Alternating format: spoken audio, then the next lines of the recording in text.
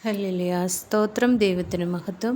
എല്ലാ ദൈവമക്കൾക്കും കർത്താവിൻ്റെ അതിശയവും അതിഭയങ്കരവുമായ നാമത്തിൽ എൻ്റെ സ്നേഹവന്ദനം അറിയിക്കുന്നു.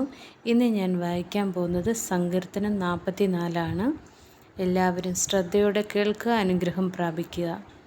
ദൈവമേ, പൂർവ്വകാലത്ത് ഞങ്ങളുടെ പിതാക്കന്മാരുടെ നാളുകളിൽ നീ ചെയ്ത പ്രവൃത്തി അവർ ഞങ്ങളോട് വിവരിച്ചിരിക്കുന്നു. ഞങ്ങളുടെ ചെവി കൊണ്ട് ഞങ്ങൾ കേട്ടുമിരിക്കുന്നു. നിന്റെ കൈകൊണ്ടു നീ ജാതികളെ പുറത്താക്കി ഇവരെ നട്ടു. നീ വംശങ്ങളെ നശിപ്പിച്ചു ഇവരെ പരക്കുമാറാക്കി. തങ്ങളുടെ വാളുകൊണ്ടല്ല അവർ ദേശത്തെ കൈവശമാക്കിയത്, സ്വന്തം ഭുജം കൊണ്ടല്ല അവർ ജയം നേടിയത്.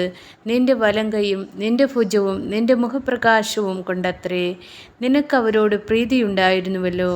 ദൈവമേ, നീ എൻ്റെ രാജാവാകുന്നു. യാക്കോബിന് രക്ഷ കൽപ്പിക്കണമേ.